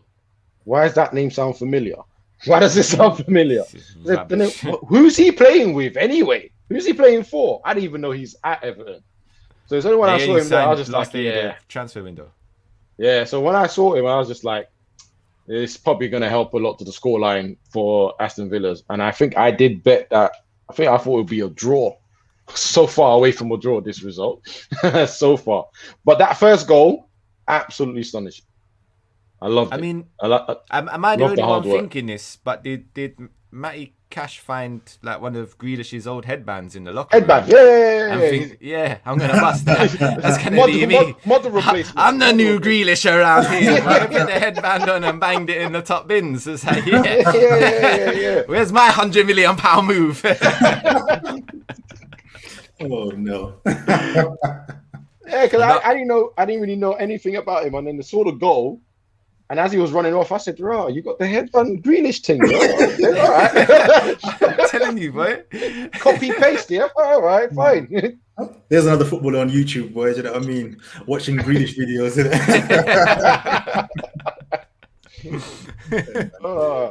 But Aston Villa did play well on this. They had their other new signing that came off the bench as well, and pretty much wraps up the game for them. Leon Bailey. You know, he started well, wasn't it? I was quite surprised. Somehow he got man of the match for 30 minutes performance. Mate, did you see the 30 minutes performance though? I didn't see it though. He set one up and scored one. I mean, come on. Yeah. Can't get much better than that. Do you know what I mean? I mean, he was fantastic. He put so much power in his shot, he injured himself. Mate, that's what see how much power there was. Yes, the net nearly broke underneath that pressure from that shot. Yeah. It was he put everything in there, and it was funny because in an interview he was like, "Yeah, I think I put too much power because my pain started after that." I was just like, "Why would you do that?" I wanted to make sure. The result for Villa very good, but there was one other incident in the match. Now I'll go off in a bit of a tangent here, boys. I have to apologise because I had this one prepared and I haven't even warned you lot about it. It was the John McGinn incident. It was the concussion incident. Yeah, and this is terrible. This is bad. This is poorly managed by the Premier League and the officials. I have to say, and the medical staff there. Because he has his incident about the 10-15 minute mark, and you can see him getting up, and the doctor's looking at his vision, and he's like, "Oh, I can't really see." And he's like, "Play on anyway, mate," you know. And then anyway, 10-15 minutes later down the line, another clash of heads, and now he's complaining to the doctors that he can't see properly now. He's having blurriness vision, you know. You know what? He still doesn't come off. He still plays on for another 5 minutes, and then it was, "Oh no, now I'm not good," and then he went off. And told them, like, "Listen, I can't be doing this." You have to take the decision out of the player's hands of whether or not he's able to carry on. No player worth his salt is going to turn around and say, I can't carry on in this match. No player is ever going to turn around and say that, ever.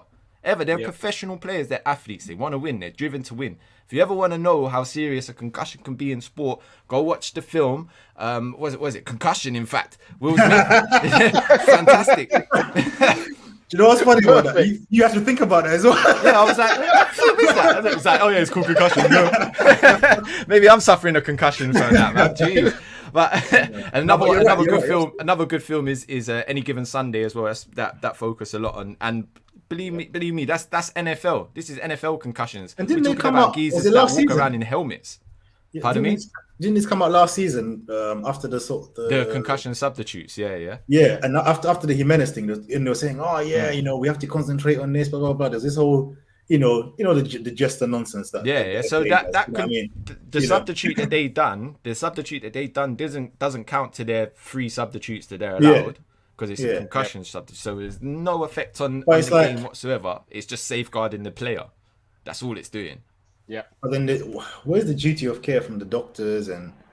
That's why I get upset with. That's what I mean. You've got conflict of interest. Then you've got conflict of interest. You've got the care of the patient, and then you've got the people that pay your wages. Yeah. If you're a club doctor, you're getting paid by Aston Villa. Now, if you're getting paid by Aston Villa, you need Aston Villa to be winning games. Yeah. It's a conflict of interest. It's like you almost have to have another doctor, a match doctor, isn't it? Yeah. Unless there is one, I don't know. What they have to do is get the attitudes of the guys that messed up the Brazil-Argentina match. Have that attitude. Take him off. Lock off anything. Don't lock off anything. But yeah, maybe they need another doctor, a sort of impartial doctor that. It's definitely not good. The situation and stuff. I know that might create a bit of confusion and argue, but you know what I mean. It's like. Yeah, man. Like you said, irrelevant at the end of the day, really, isn't it? Exactly. Safeguard the players because, like you said, these guys were confident. They're thinking, you imagine, a team that's heavily relying on a certain player. This, I'll say my team before someone gets offended if I start naming their players. Do you know what I mean? But Zaha gets concussed or whatever. You know what I mean? I don't know if the doctor is really inclined to take Zaha off. That's what I'm saying. That's what I'm saying. Is it really in the doctor's best interest to be going up to the manager and saying, "Hey, Patrick, Zaha, he's got to come off, mate. What's the matter with him? He's got a bit of a headache." Back on, boy. What are you talking about? Because I mean that sort of stuff that it needs to be implemented properly and impartially as well, because like you said, I mean that's Zaha. McGinn, I think is a big player for Aston Villa. Villa fans out there, please correct me if I'm wrong, but he's a big player. A big player. He was linked with Liverpool and all sorts. Do you know what I mean? Alex Ferguson told United to get him. McGinn wasn't it? Or he's United. Scottish, Ferguson's always looking out for his. He was linked to some big team anyway. I know he was linked to one of the big teams. It was Liverpool. He was right. It was Liverpool. Yeah. I'm sure he was linked to one of the big teams, man. And he had a great season last season as well in that midfield. So he's definitely a very important player, especially now that Grealish is not there. So exactly. He's there, man. It was a very, very strange incident, and then to hear the manager at the end of it waffle on about, we've got this safeguard and we've got that safeguard, and you can clearly see that it wasn't followed. So what are you talking about? Yeah. What are you talking about? Absolute waffle at the end of the game from the manager, I have to say. It was a disgrace. It was a disgrace. Yeah. I mean, just come out and be honest. We understand. These managers are only interested about results, innit? I mean, I can't tell who. You guys, everyone watched the Amazon documentary, didn't you? The Spurs one. Yeah. No. Remember Mourinho with the medical team when they were saying they were scared to come to him to tell him that someone is injured. Yep. I mean, that's only a small glimpse here. I mean, that must happen quite a lot. You know what I mean? And imagine that's now turn up the intensity because we're in the middle of a match now. Yeah. You know what I mean? And it was early on in the game as well. Exactly. That's what I'm saying. It's like, mate, there's got to be something there because, you're not far away from something really bad happening. We've already seen some mad, crazy things, terrible things happen on a football pitch as well. We don't want to see those things, to be honest with you. Yeah. Remember when we was all sitting there watching the Christian Eriksen thing? You know what I mean? No one wants to see that on a football pitch, my friend. No one wants to see anyone come into that sort of distress, man. We're playing football here at the end of the day. Yeah, it's for enjoyment, not for. Yeah, that's what I'm saying, man. So, you know, when it comes to that sort of thing, I just saw that and I was annoyed. And it wasn't until the Dean Smith, I think his name is in the Aston Villa manager, at the end of it, just really wound me up. Just really ticked me off. Was not good. Was not good at all. What else we got here? I mean, there's not much else of the weekend games to be. I'm just gonna shout out man like Sarr, you know, doing his thing for Watford. I know it's only in Norwich. You know what I mean, who are foolishly predicted that they might get a win, but oh well. You know, I was like, you know, come on, they're gonna win one day, but useless as well. They were they're so rubbish, man, so rubbish. But it's one of them ones where it's so funny because it's like they have to keep their manager because they know he will get them back into the Premier League. There's no point sacking him and getting relegated anyway. And then they're the 21st team in the Premier League, bro. That's what it is. They're the 21st team in the Premier League, my friend. That's where they belong, man. You know what? I'm happy to see Watford in the Premier League and hopefully pushing on. I thought they done well in the Championship last season. Sarri's definitely a he's a baller, good player to watch. A good player to watch. You know what? I was surprised they kept him. Yes, definitely, and why they went down as well, because they had him when he went down from the Premier League. While we're on YouTube at this moment in time as well, always like, share, and subscribe to the stream. But if you are looking for another channel to watch, not now, obviously, after the stream, you know, go watch Ben Foster's channel, man, the cycling goalkeeping channel. Yeah. Fantastic watch. You'll see him, good guy as well. Let's get him on the show, lads. I want him on the show. How much do you reckon it costs? Bucks, innit? I want him on, man. I want him on. And also, I'm glad to see Watford in there because they got Josh King. And Josh King, Abbas, it always brings me back to my favourite moment with you. Oh, it was a mistake, man. Well, just in case anyone's not familiar with what it was when Josh King was playing for Bournemouth in the Premier League, tearing up trees, scoring plenty of goals, and Abbas was concerned at why he wasn't getting picked for the England squad.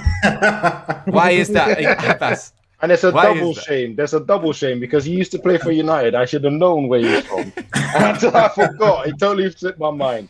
Do you know where he's from now? Norwegian anyway. There we go. Okay, good man. Yeah, it totally slipped my mind at the time, and it's annoying when these things are on record, isn't it? Mate, whenever I hear Josh King's name pop up, that's the first thing that comes into my head. It's brilliant. It's brilliant. I mean, what else have we got here? What else have we got here? Do we need to talk anything about a 0-0 draw versus Man City and Southampton? You got anything to say? I mean, the only thing... penalty. The penalty, that's all I've got.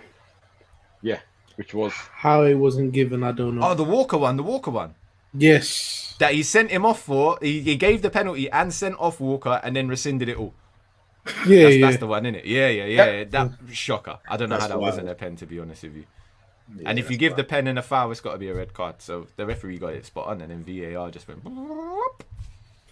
Well, VAR told him to have another look, and he second guessed himself. I didn't watch this game. Did City create a lot of chances? What was going on? How come they couldn't score at home? Southampton dug in. Southampton held on. They tried their hardest, defensive wise. Man City were a bit lackluster. I think they were definitely missing a cutting edge. They were definitely missing a cutting edge. This was one of those games you look back on and go, you know what, you need a striker. That's what I was about to say, because obviously there's been the whole you need a striker thing, but they've been scoring 5s and 6s in the Champions League, 5s, and all this kind of stuff. And that weren't today, boy. And their fans were getting a bit smug about it as well, saying, "What do you mean we need a striker? Look at us, we scored 6, 7, goals." And when I saw that result, I was like, "Ooh, well, didn't it? That looks like we need a striker vibes going on there, boy." Because I tell you what, because I don't see them.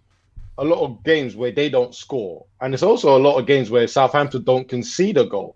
So that's what made me shocked the most about the whole result. I was like, that's very true. Actually, Southampton always concede goals, and City always score. Or 1-1 would have been like more realistic, but a whole 0-0. Wow. And then what's funny about that, and this is obviously where the Madrid bias comes in. But what I like about that is Pep during the week said, "Oh yeah, we need all our fans, this, that, and the other, to push us and all this kind of stuff." This was speaking after a 6-3 in the Champions League, by the way. Yeah. Yeah, but seats were empty, innit? Yeah, seats are empty, but then it's like, you put on that performance, 6-3, scoring goals for fun. You know what I mean? The defending was a bit meh, but still scoring quite a lot of goals. And he said, yeah, we need the fans to push us. They had more fans now, and then they couldn't score. What's really good. I think this was the first time the Etihad was actually fully booked. Maybe there's a method to the absence, isn't it? Them small clubs there. Huh? What is it? What, City fans are bad vibes here? Is that why they're not scoring when they're there? They're going to be... Not that many of them. Not that many of them. Is maybe 10,000 in the whole of Manchester, but you know what I mean? Some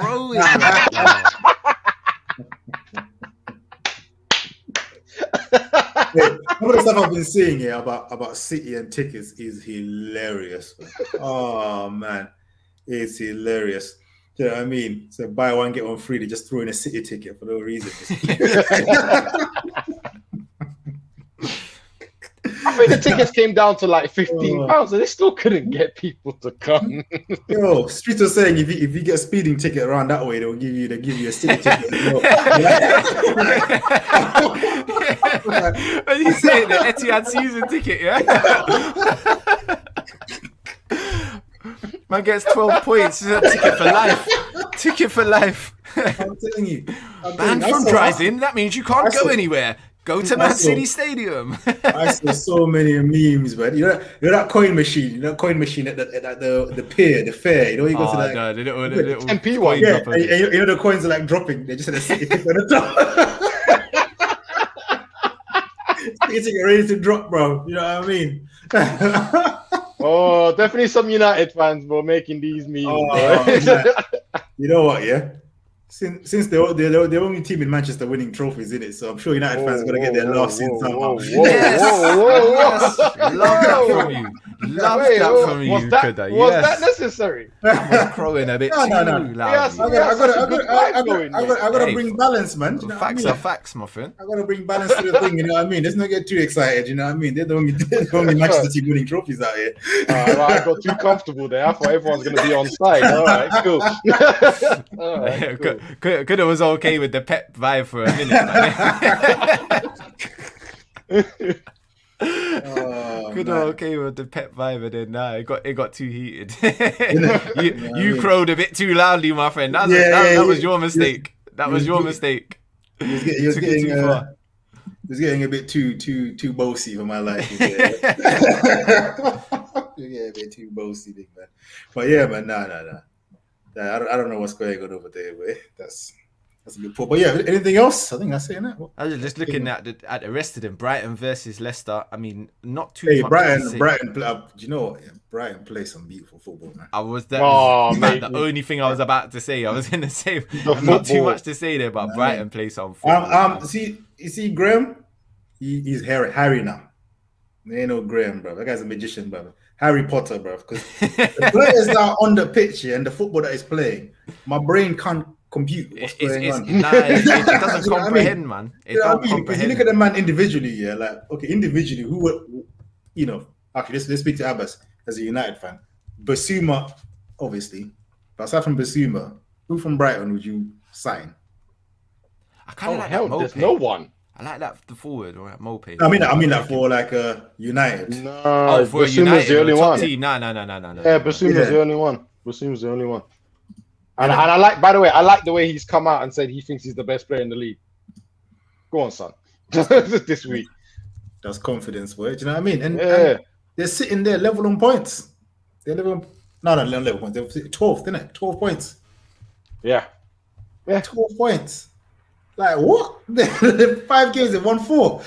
Yo, nah, man. Harry Potter, bro. And as you said, the most important thing. You're a wizard, Harry. The most important thing is the way they're winning. It's the way they're winning. It's really good football. It doesn't make sense. And by the way, we have to just bring back that a lot of us on this pod didn't really like him being hired, me especially. I think once he's lasted the relegation battle we expected of him, he's been going up and up. I was a big fan of it. I was a big advocate. I'll give Stuart his flowers on this one. Yeah. I'll give Stuart his Because I flowers. say You know what I mean? Chris Hughton Because was even- treading water, man. Yeah, because even me when Chris Hughton got sacked, I was like, I don't know about this sacking, but it seems a bit premature. But Yeah. Graham Potter, yeah, he's done a madness. You know what I mean? Yeah, He's done a he madness. is looking good. And Welbeck back on a Premier League goals score sheet. What blind? I hope Graham Potter stays at you know what I mean, at Brighton. If he moves up, I don't want him to move to one of these big clubs that I just You got to You know what I mean? take your time with Yeah, stuff like man. that. I think like at the very most like a Leicester or something. You know what I mean? Like Yeah. like because if he like let's say he goes to Arsenal or something, that's long, bruv. Nah, it's too much, man. Because he hasn't done anything and he can't bring that, here's what I've won sort of credentials to it.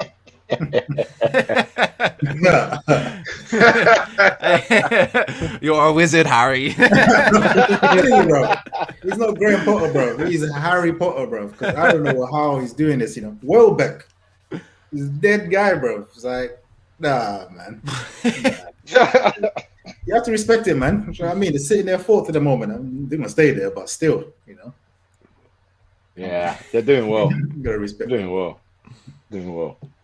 So then the only other match other than that left of this weekend, Newcastle versus Leeds, which is Friday night football.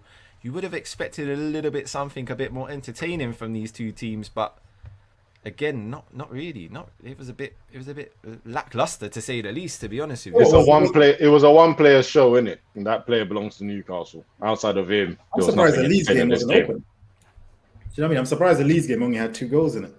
I expected them to see 2 goals or score 2 goals. What's going on in Leeds, bro? Do you know what? I'll put another player in there as well, Abbas. Rafinha for Leeds. I think Leeds and Rafinha and say Maximum for Newcastle. You know what? You got a point. Players, that was a death match. You know what? You got a point. Yeah. You know what's funny about it? They have the same amount of output as well when it comes to scoring and assists. Yeah. It's all the magic and the build-up. And then poof, near the end of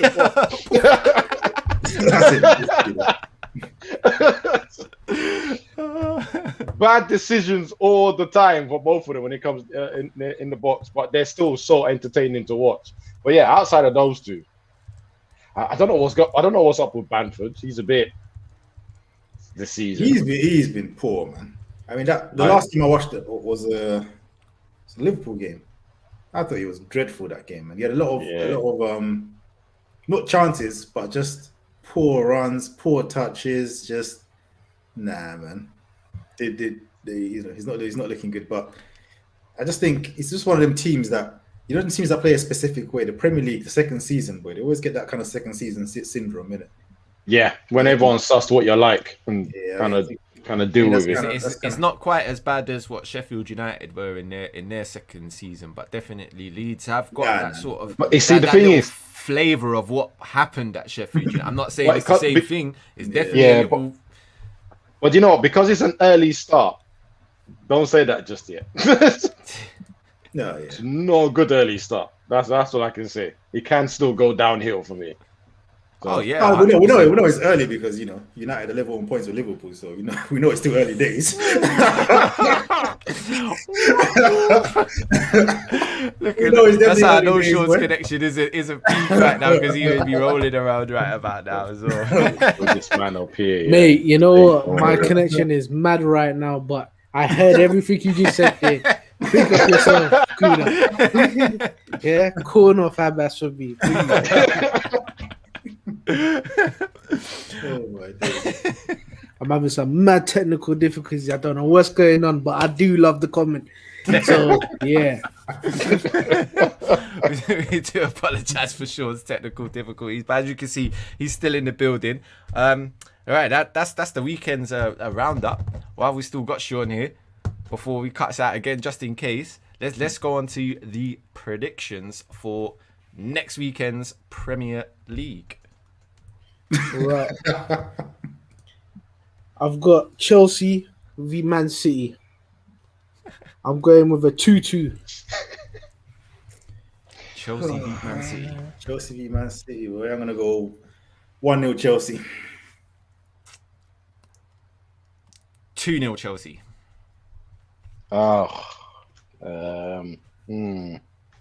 Let me be a fence sitter on this one. 1-1. How's those splinters?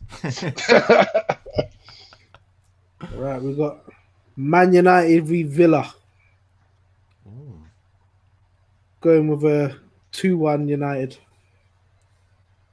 That's how you know the points are starting to affect people with Innit? You know what I mean? 100%. No, I think. Oh, you know, I'm gonna go to surprise 1-1. Oh, you took my scoreline, man. I'm not gonna go for it now. You know what? I'm gonna go for an even more surprising 2-1 victory to Villa. Come on, the claret, please. Wow. Okay. All right. Well, I'm going for a 4-1 United. I was gonna say what, Villa? Oh my god, this guy. Actually, you know what? I need to be more sensible, you know, because this No. point thing is. Put one in it. Stick to your 4-1. I'm leaving that one, but the next ones I'm going to be sensible with. That one I'm going to just go all out. Right, we got Brentford v Liverpool. I'm going for a 3-1 Liverpool. Yeah, 2-1 Liverpool. It's could have start stealing one. Bro, I'm saying it first. What am I I doing? know. That's why they're annoying. But 3-2 Liverpool.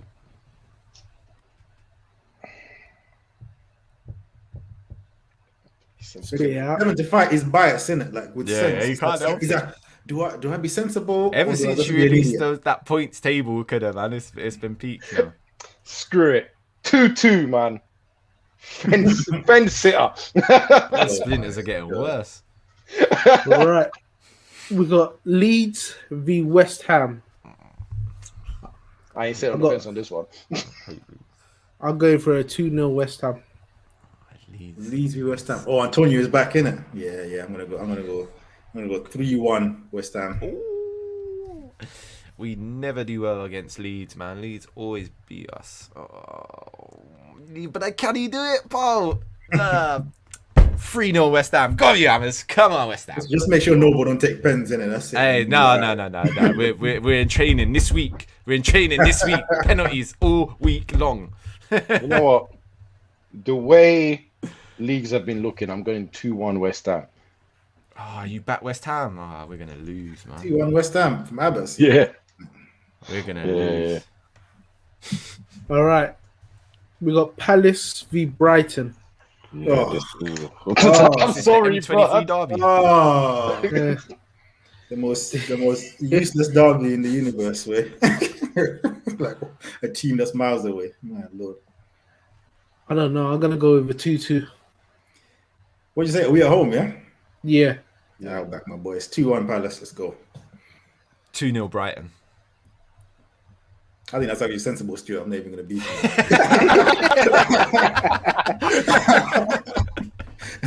I just have to back my guys. Fair enough.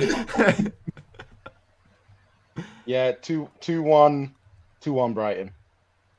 2-1 Brighton. Well, we've got no North London derby. Is it not? Is it? We're not Arsenal? predicted the North London derby. Do you want to add it? Come on, man. Bonus. Bonus man. bonus points for the North London derby. Yeah. 3-0 Spurs. Yeah, of Yo. course. Yo.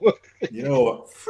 3-0 Wow. Spurs, yeah? Yeah, all right. I'm just going to... Let me be the Arsenal ambassador, innit? You know what I mean? 2-1 Arsenal. Come on. There was no need because I'm anti-Spurs. So 1-0 Arsenal. All right. My God. How's I'm those going to say splinters? these words out of my mouth. 2-1 Arsenal. Oh, come on. You don't wanna say Arsenal are gone, man. Arsenal Yeah, ain't winning yeah, nothing. bro. Now. This is gonna be another 2 points for Sean there, way. we can't let it happen. We can't let it happen. Have you got the table there at the moment, Kudo? Just out of interest. Well, I can't put it on the screen, but yeah, I've got the. What's the points anyway? Don't worry about the screen. I'll get it up on the screen later. I can read it out. Yeah, so you're top with 14 points, and then joint second is myself and Abbas on 13, and Sean is on 12 points. But Sean came from 7, so Wow. Hey, that was a big week this week. That was a big week to this come back week. because he was loads of points behind, boy. So this is a Wow. very good week for Sean, boy. So Told you, I don't like to stay behind. I'm coming. yeah, man. So it's only Definitely 2 points. needed that. Only 2 points between everyone. So Yeah, Close. It's close. Yeah, It's man. close. it's getting dicey. You know, And as soon as we just next week, I have to be very sensible on my predictions still. You don't know how to be sensible, bro. You know what I mean? Because well, you getting called out for your logic there, Abbas. What? I'm saying you guys could win because it's at Emirates. So there you go. There's the logic because it was at the Emirates. Arsenal are gonna win. There we go. I like it. It's good logic, Abbas. I'm not taking a mick. I can't believe I'm being questioned for supporting Arsenal. yeah, because no one understands your motives. I'm only doing it because I'm the Arsenal ambassador. You know what I mean? I'm only doing it because of this badge there. I'm not backing Tottenham. Never back Tottenham. But what you should always do is gamble responsibly. And when the fun stops, stop. There you go. See, just queued it up nicely for you there, Abbas, to come in. Always, Lovely. as always. And there's some EFL Cup action on midweek as well. Abbas will be seeing Man United again during the week, for the third round. Yeah, apparently, but I'm not too worried now. I don't think it'll be as exciting as this weekend. Nah, definitely not. The magical Emirates, The magical Emirates. Let's hope so. Let's hope so for Arsenal's sake in the North London derby. I need a point, so yeah. I don't know. Liverpool. Who's Liverpool got in the cup? That's on the TV tomorrow, isn't it, Sean? Yes, it is. I challenged your knowledge there. I do apologise about any sort of research. I don't even think Klopp knows who Liverpool's got tomorrow anyway. We don't really, No, you're not. Klopp don't really care about these cups anyway. No, it's Norwich. We got Norwich. Norwich in the cup. Okay. Baby food, boy. It's going to be So another. that'll be a third team getting played there for Liverpool, no doubt. Yeah. Crystal Palace, who you got in the cup? Yeah, any ideas? No ideas, boy. And I better not see no big players in there as well. Nah, you don't. Oh, no, this is not the time of the season to be getting those big players injured for no EFL Cup match. Yeah, bro. That's for sure. For Man City's cup anyway. Allow it. Nah, it's all right. Well, have we got any other topics to land on, or are we going to wrap up the stream right there and then, lads? Yeah, man. I think we're done. Good, man. That's it. Oh, lovely stuff. Look at that. Beautiful. Just the hour and 47 minutes. Look at that on the dot, as I said it. Stream. As always, listen, it's been rolling across the bottom of your screen all the time since you've been watching this. Leave a like, share, subscribe. Thanks for all the comments in the chat as usual. You've been fantastic. Apologies for the amount of technical issues we've had this week. There's been a couple, not just Sean. There's been a few, that's for sure. But we'll try and sort them out for you in later episodes. Listen, hit the notification bell, share, like, comment, all that good stuff, and I'll see you next week. Laters. Yeah, later. Adios. Bye.